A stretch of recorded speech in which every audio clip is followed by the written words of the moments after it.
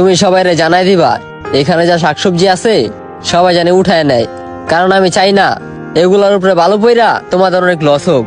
ও ভাই, আপনি তো আম করে অনুমতিটা দিয়েছেন, তো আপনি আবার আমগো এত বড় ক্ষতিটা করতে চাইতেছেন কি লেগা? আর আমি তো ক্ষতি করতে চাইতাছি না, আমগো তো ওইরকম পরিকল্পনা ছিল না।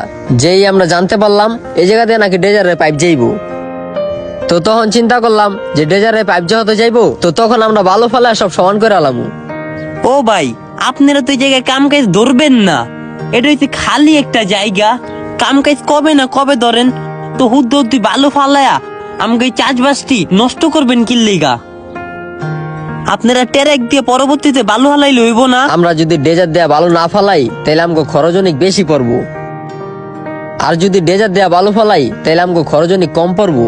ও ভাই, আপনি যদি ডেজার দিয়ে বালু ফালান, চাচার ক্ষেত আমার ক্ষেত সবার ক্ষেতে যত যা আছে নষ্ট হয়ে যাব। এই যে লাউ গাছটি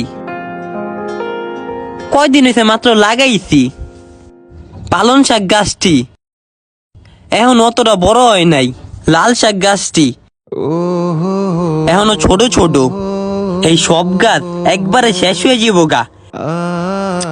এমনি দেশের কি একটা অবস্থা দেখছেন আপনি? হ্যাঁ, দেশের চাহিদা অনেক বেশি দ্রব্য মূল্যের, কিন্তু উৎপাদন কম। এই ক্ষেত খামার নষ্ট হয়ে যেতেছে দেখা দ্রব্য মূল্যের দাম অনেক বৃদ্ধি হয়ে যেতেছে গা। দেহ, আমার তো এখন কিছু করার নাই, আমি যদি ভালো না ফালাই তাহলে তো আমার অনেক লস হয়ে যাইব। ভাই, আপনি যদি অল্প একটু ছাড় দেন না, হয়তো আপনার কষ্ট হইব, কিন্তু দেশের মানুষের সুবিধা হইব। আমগো মতো সাধারণ মানুষের লেগা ভালো হইব। এরা দ্রব্য মূল্যটা একটু কম দামে খাইতে পারবো, আর তা না হইলে তো দ্রব্য মূল্যের দাম অনেক বাইরে যাব গা। এরা শাকসবজি কিনতে পারবো না, কিনতে যে হ্যাঁ কষ্ট হয়ে যাব। দেখেন আমার যে জমিটা, আমার এই জমিতে চাচাগো জমি মিলায়া মোটমাট 1000 মানুষের খাওয়ানোর থেকে উৎপাদন করি। আপনি যদি এই ক্ষেতটারে বালু দিয়া ভইরা আলান তাহলে কি হইব? 1000 মানুষের খাওয়ানে শর্ট পড়ব, শেষে দ্রব্য মূল্যের দাম বৃদ্ধি হয়ে যাব গা, মানুষটা কিনতে পারবো না গো ভাই। আর আপনি যদি আমারে চাষ করতে দেন তাহলে এই 1000 মানুষের পাশাপাশি আমরা চাষাবাদটা আরো বাড়ায়া 2000 মানুষের খাবারের চাহিদাটা মিটাইতে পারবো।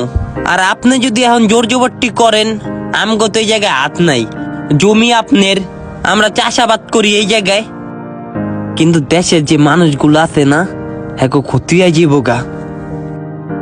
আপনারা তো বড় লোক, আপনাকে ওরকম ক্ষতি হইব না, ক্ষতির মুখোমুখি আপনাকে পড়তে হইব না, দ্রব্য মূল্যের চাহিদা বাইরে